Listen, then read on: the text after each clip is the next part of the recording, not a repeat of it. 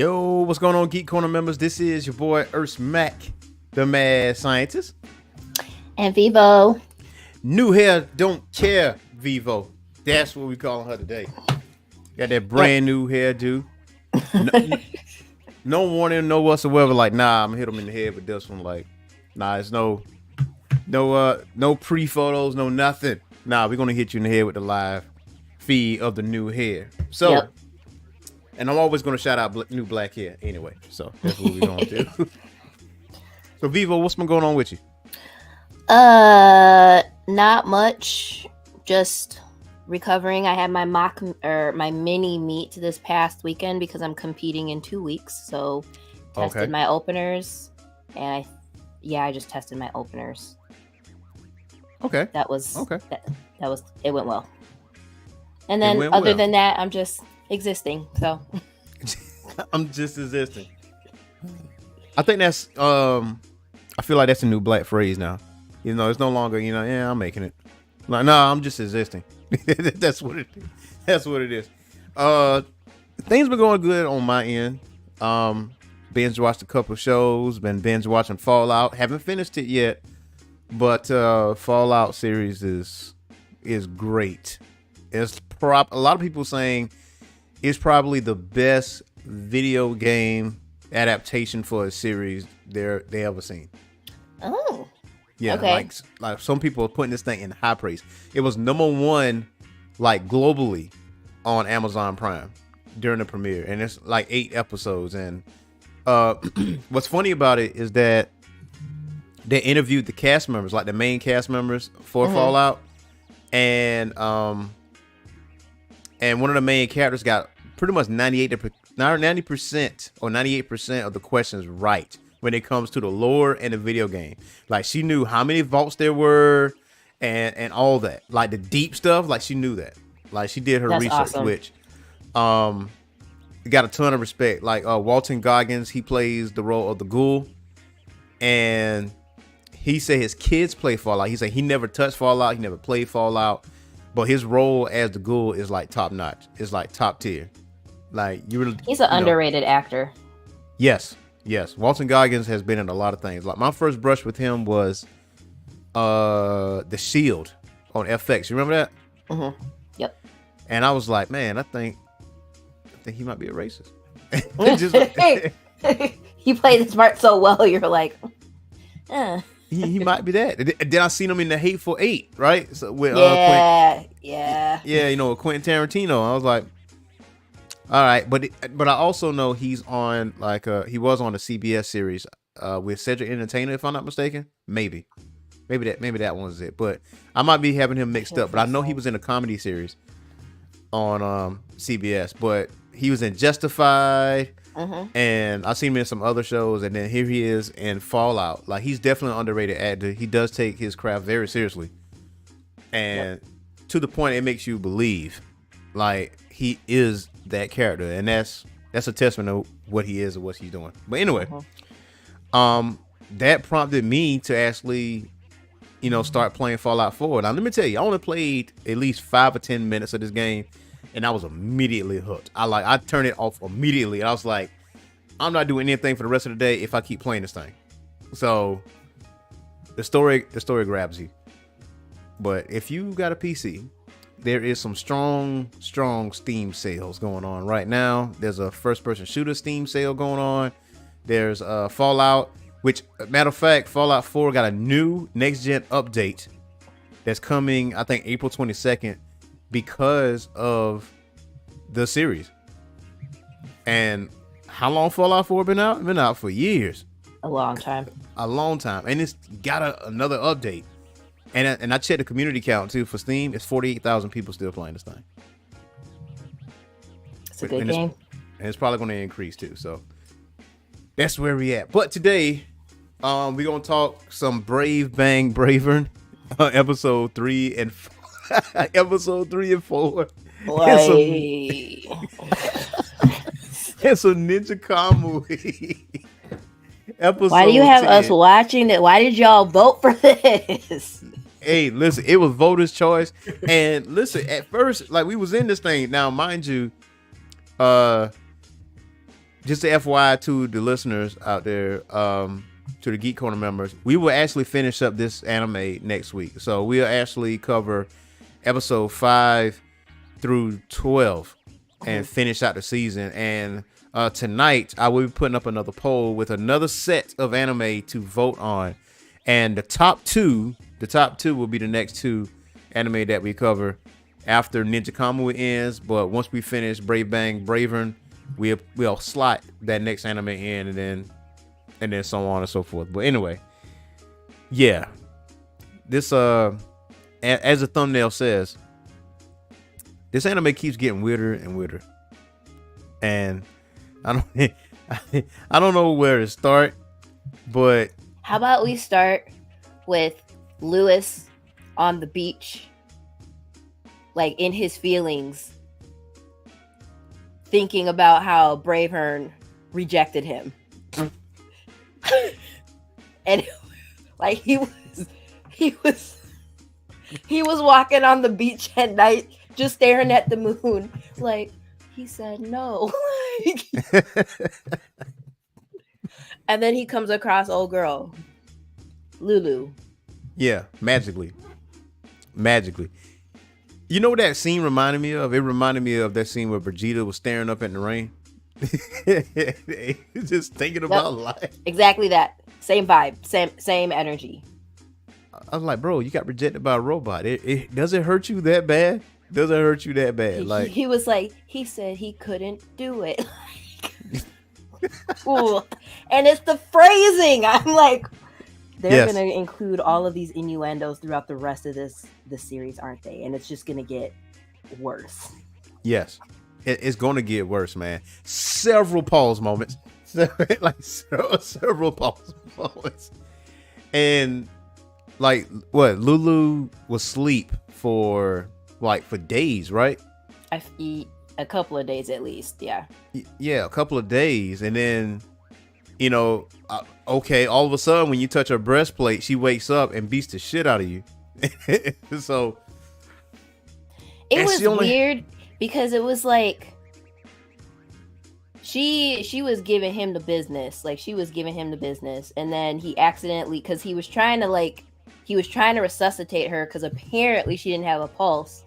Yeah. And in their fight, he accidentally brushes against like whatever special. Like at first he was trying to get her suit off because he was going to use the AED on her to resuscitate her. But then she magically comes back to life.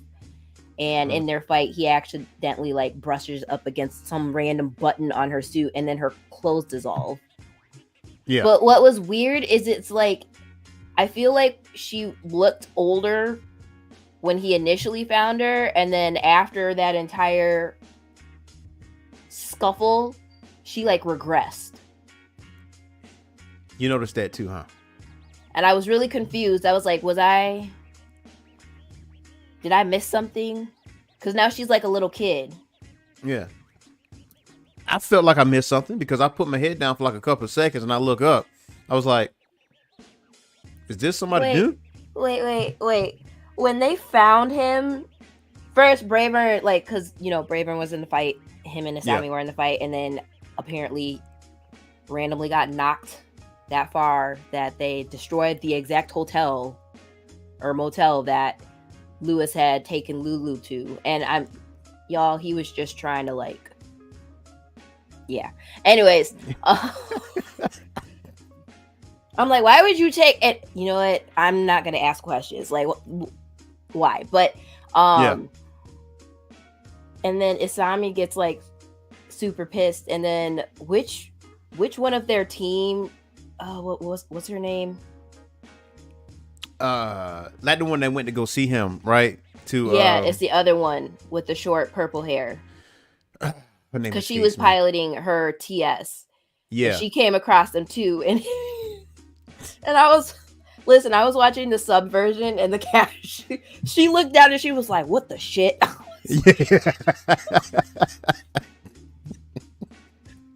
I was like, "Thank you." We're all saying we're all thinking the same thing.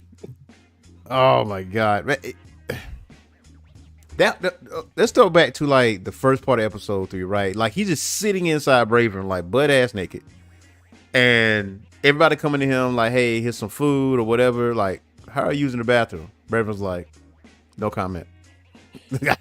He's like, stop asking questions. He uses the bathroom, but there are ways, and I'm not telling you what ways they are. I'm not telling you what ways they are. But okay, the exchange between Asami and Bravern that all of a sudden make Asami like, yes, let's go together. I did not understand that whatsoever. Like that whole dialogue, I was like, that just don't make sense. I feel like it got lost in translation somehow. Like, because it seems like he was at odds with Bravern for whatever reason, which was equally as confusing.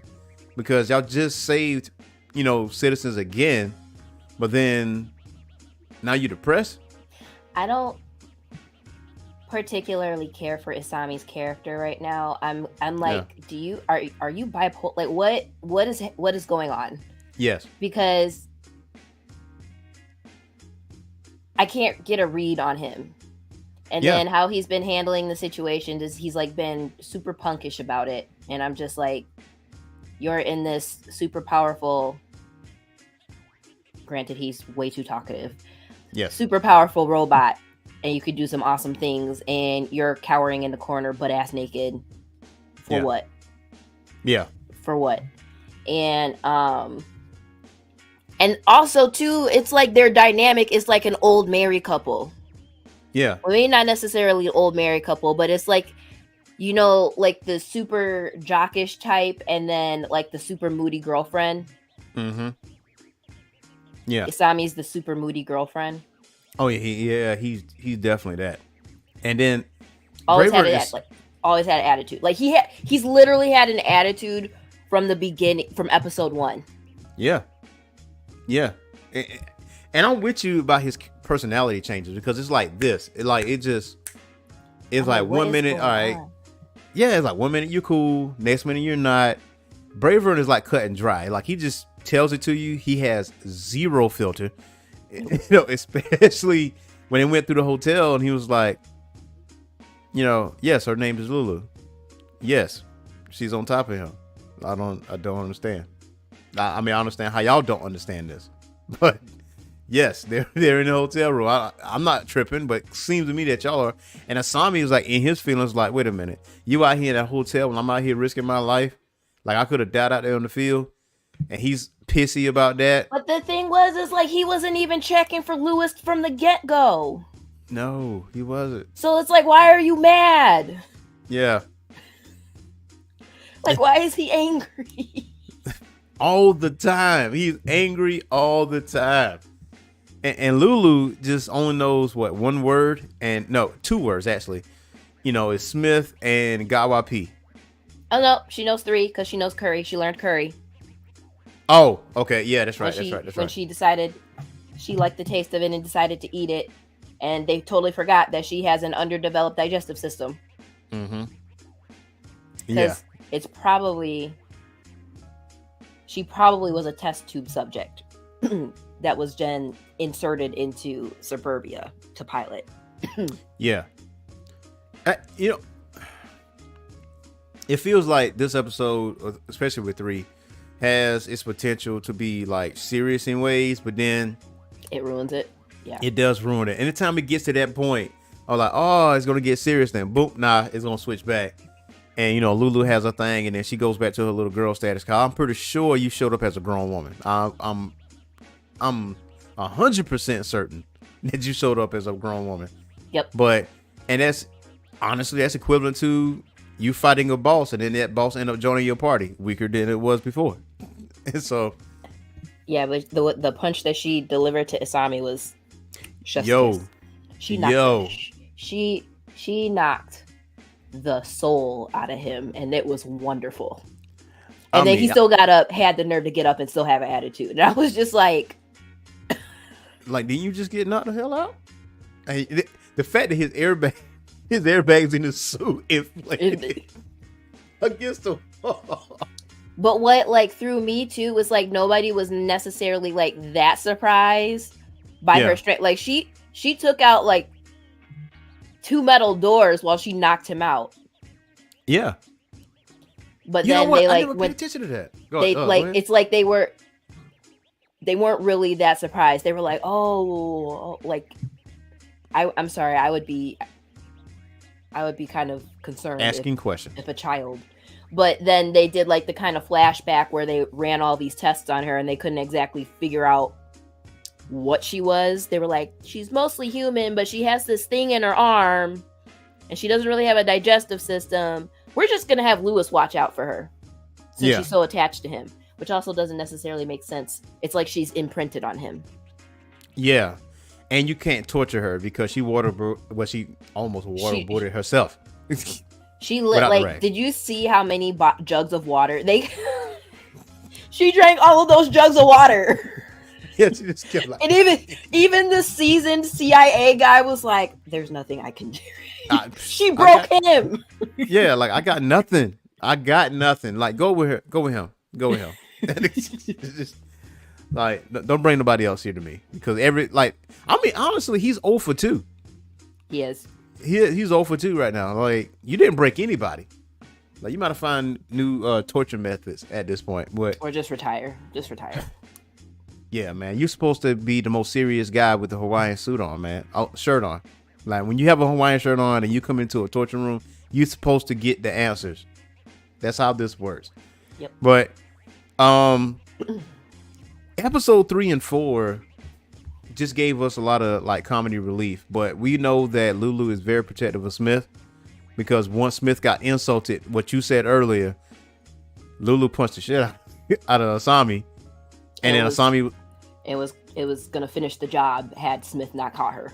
Yeah, he's like, calm down, cool, it's cool. So now one thing I did pick up on though, with Bravern fighting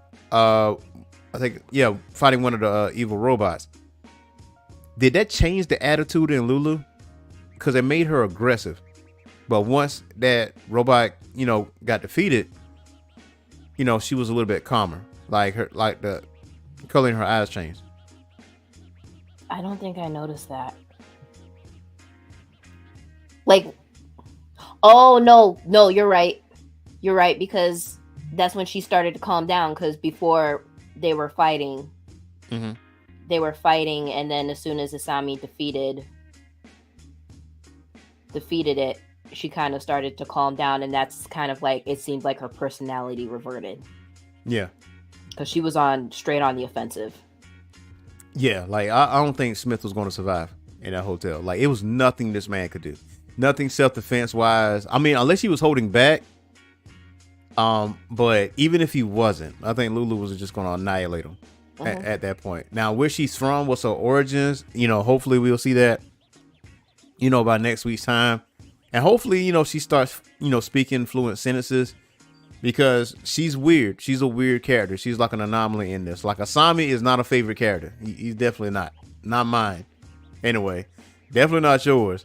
Bravern is just, he has these cool poses on the side of the wall, like, with his arms folded. Why does every time he have to make an entrance and it does like the medallion? And I'm just like, knowing this anime, it's probably actually appearing in real life when he does this. It is. I can't. Or when he did his last super attack and it wasn't even like an attack name. He was like, Bravern super, like what is that? And then the commander was like, he was doing a Kamehameha pose when he like unleashed it too. On top of that, yes. And why the commander says, why is his name showing up on my radar? I'll pick up on that. Like he had his own icon and everything. I'm like, what is happening? That is super. Like, I think Bravern is probably my favorite character in this. Like, even as a robot, because he's so over the top. He's so overbearing. Like, he's training the new people. He's like, all right, one more set and we're good. Yes, I'm gonna train you how to kill these. Say if I'm not around, this is what we're going to do. And when I pull up, my emblem gonna show. You're gonna see it. You're gonna hear my music, and you're gonna see me on the radar. What's hilarious to me too is like when they were doing the training montage, how he was running with them, and I was like, "How is this training for you in particular?" You're right. Right. What are you training exactly? Like, how are you getting stronger?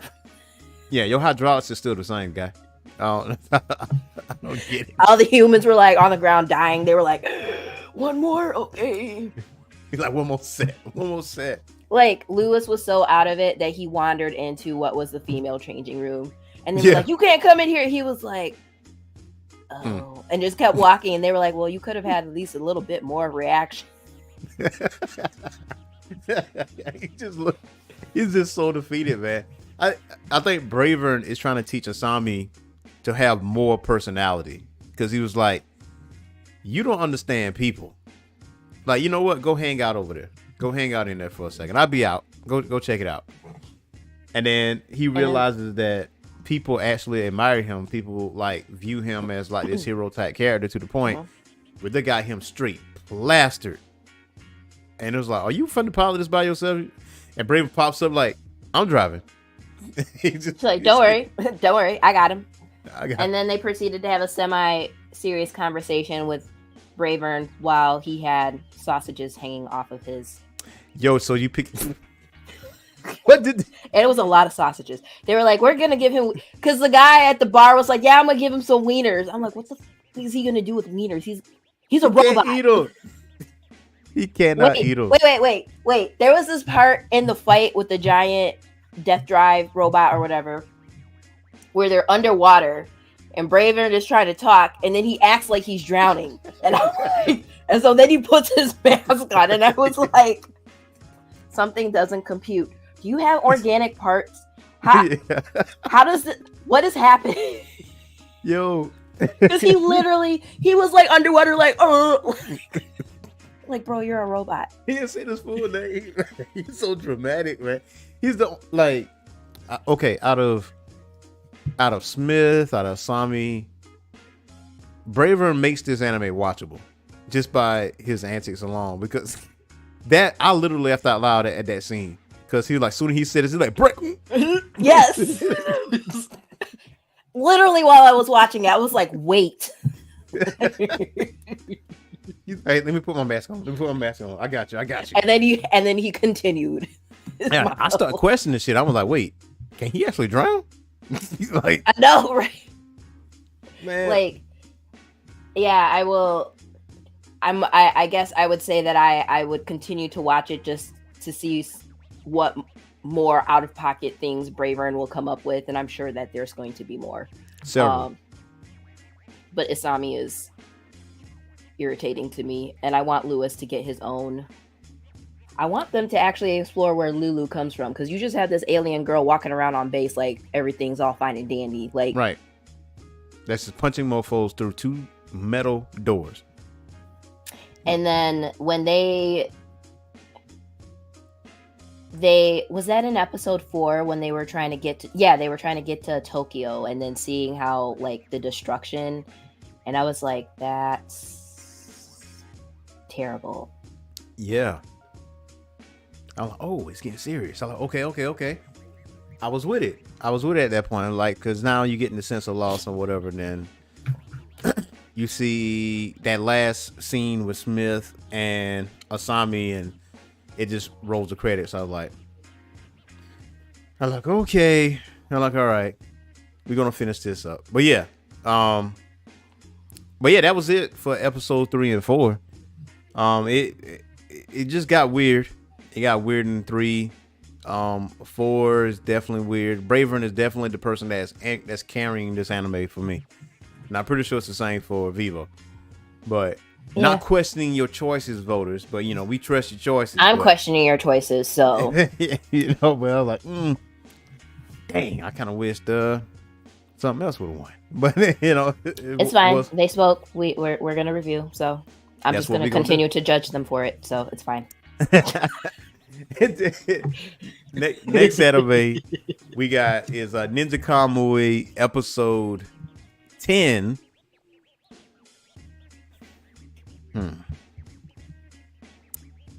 You want to take this one first, or you want me? So Zai is crazy. Yes. But he's also still pretty cool. but mostly crazy. But that's as a result of all of the trauma that he went through.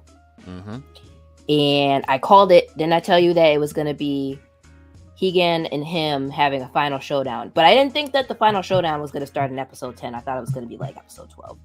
Right. But I mean, it's going to continue into episode 11. Yeah. But it gives a lot of explanation as to, well, I shouldn't say explanation. I should say it provides additional context as to why Zai didn't leave with Higan and Marie when they left. Yeah. I mean, essentially, he owes his life to Yamaji. And because of what he's experienced, he has intertwined himself with the ninja code so much that I don't know that it'll allow him. I mean, maybe his relationship with Higan and Marie will win out in the very, very end. But we'll see. But right now, I think that, I mean, that's what's binding him right now. That's why they're at odds with each other. I mean, they were at odds with each other when they parted ways. And so I think that parting from, because also too, when he was talking to them, he had never been in a position where he would allow somebody, he would give trust to somebody to watch his back. And and so him giving them that trust was a huge thing for him. And when they basically told him, yeah, we're out, sorry, we kind of broke the code, can't stay. Yeah. And then the symbolism of the sake cups that they always drunk from together, it broke. That was like, I was like, oh, this is a lot of foreshadowing right here. So the first half of the episode was cool. Second half was a little underwhelming for me. And mainly because of how badass Zai is and how badass Joe Higan is. So when I didn't want them to fight in the suits, I wanted them to fight hand to hand, like just mano y mano without the augmentations. And I think because I was super hyped for Ninja Kamui when it first came out, because you saw all these ninja arts and there was no mechs available at that point. And I think it went a little down for me once they were introduced, but not to the point. You haven't really seen any ninja art since they introduced the mechs. It's all been the mechs. Yeah, it's all been the mechs and whatever special techniques that they had. So it's kind of like, it kind of reduced it down just a little bit for me. And I think that was, I can't say a bad creative decision, but a different creative decision. It was, I mean, you were fine as is in the first few episodes. Like it was completely fine. Like we was hooked. Yeah. You didn't have to do much else. Like you didn't have to. But at the end of the episode, though, you notice that the armor broke on both their ends. So it's kind of like maybe we will see that fight that we want to see. But wouldn't Zai be the strongest person next to Yamaji? And Yamaji is the person that was holding Zai back this whole time. So, but remember when they first fought, when they were training to become shinobi, it ended as a draw between him, Zai and Higan. I also thought it was, so what the episode was, 22, 23 minutes. I thought it was really weird that they started the fight between them, like the overall confrontation between them, at 18 minutes, 19 minutes. It was literally about to end. If anything, I would have just had them come and meet each other. Yeah. And then that would be the end of the episode, and then you could get the full effect of the fight. But then, I mean, it's like they traded blows for a minute and 30 seconds, and then their armor broke. Yeah. I was like, I feel like the warranty on those should have been better. Why did they break? But okay. Yeah. And Emma's missing. It would have been better. Still raw about that. Raw about that. Or the fact that now Mike tried to go back to his old partner, and his old partner is thoroughly on the. He's a solid parolee. Yes. And openly snitched on this man. Like, he was on the phone like, I found Mike, come and get him. And Mike was like, and ran. I was like, bro. Mars was like, what? I was like, this is not the Underground Railroad. He snitched on you. You better run. Oh my gosh! Like, yes, he's in the car with me. I see him. I like, bro. Like, this dude is right next to you. Like, he got a gun. this is Mike. I'ma shoot it more. Mike, I'ma shoot at Morris. Like you play with your life like that? Like, come on, man. I mean, but Morris has a code though. So I mean, him just openly firing on someone like a old partner. I don't think he got the stones to do that. He wouldn't do that. Yeah, he wouldn't do that. So it's that was just a funny moment there, man. Because it's the audacity to actually do that in front of him. Yes, I got him. He's right here. And then you have Jason over there complaining about Emma's genius in encrypting the data that they stole. He was like, it's coming back to bite us in the ass. Mike was like, but you can get through it, right? You can do it. You can do it, right? And he encouraging him, because I was like, this whole group got dumber after Emma died. It's like, the one when they were sitting, it was Mike and Higan, and they were sitting, in the beginning of the episode, and then Mike swore. Higan actually chuckled, and Mike was like, "Oh my gosh, you cracked a smile? You just laughed?" And Higan was like, "No, what are you talking?" That was a cute moment. Man, with Emma gone allegedly, I don't think Higan's going to survive this whole thing. I think because he literally has nothing left. I told you that he probably, like, once Emma expired. Yeah. Like, unless she comes back somehow. If she comes back, then Joe will probably survive. Yeah. If she does not, then he's definitely not going to survive. Yeah. Because at that point, it's like, her entire role was to choose the next leader of the organization. Yeah. So if it's not going to be him, I mean, the only other person I could possibly think of taking over would be Zai, but I feel like Zai is probably still too blinded by his loyalty to Yamaji. Yeah. And I feel like Zai feels like he is being loyal to the organization, but really he's being loyal to Yamaji, who has kind of bastardized whatever the organization stood for. Yeah. So it might be an internal conflict with Zai, basically, because I mean, Yamaji sold out. Like, he sold out. I mean, you heard that that conversation. I think he's gonna double cross. Like, honestly, after hearing that, I feel like it's gonna be like almost a 3-way battle. Yeah. Because whatever plans he was working on, whoever was reporting to him was basically saying, I'm pretty sure we have the capabilities to, bring the Gokosu gear to production. Like, like take what they got from Auza and then do their own thing. Yeah. So that would, of course, put them directly against Auza, who they had that, tenuous relationship with.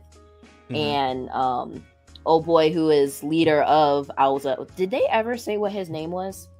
Yeah. They did. He just makes these appearances. But just give me a second. I'm gonna get that name back. But yes, his name was mentioned a few times, actually. I don't like him at all. At I mean, all. he disrespects things. So, it's not Joseph. It's not Joseph. Just give me 1 second. Characters. See, there's Ren, Mike Morris, Oscar, Boss Ninja, Yamaji, Zai, Kagura, Joseph. Yes, it is Joseph. Here, okay. Yep, it's Joseph. Well, Joseph can kick rocks. Yeah, Joseph is disrespectful of the culture. So it's like he mistook ninja for samurai. It's like, man. I mean, now his assistant, that's the one I'm really curious about. Like what she's capable of doing. You got a shocked look on your face. No, I just there has been a development in the anime news world. Which is? So Free Ren Beyond Journey's End has officially unseated Full Metal Alchemist Brotherhood from the top #1 spot on the Anime News Network top 10 list, as well as the My Anime List top 10. What? Exactly. I'm looking at it right now. The My Anime List. I'm just shocked that Brotherhood stayed on top for this damn long. I mean, Brotherhood is definitely Brotherhood is a staple in anime fandom. But Free Ren, really? Yep. Hmm. And Brotherhood had been there for a minute too. Yes, it has. Shockingly. And it premiered. I think it rose. Okay, so on Anime News Network, it rose to #1 May 2016 and stayed there. And on it says July 2010. It on the My Anime List, it was in the #1 spot since July 2010. It looks like that's wow. And you know what though? I'm not really mad at it, because if you really look at Fullmetal Alchemist Brotherhood as in its entirety, that is a full beginning to end finish. Like, there's no need for a sequel. Like, it was just almost damn near a perfect story. I mean, honestly. And that could be a lot of people's gateway anime, honestly, to get people into it. I mean, to see what they like.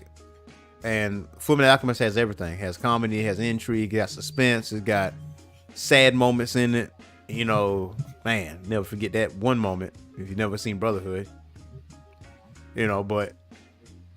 But still though, Free Ren is a very good anime. I'm not even gonna hold it, but taking over that spot, man, that might be some youngins.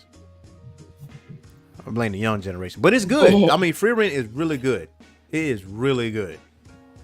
I'm gonna have to go back and finish it up, but I know for a fact it's good. I've seen the first few episodes, and yeah, I do love it.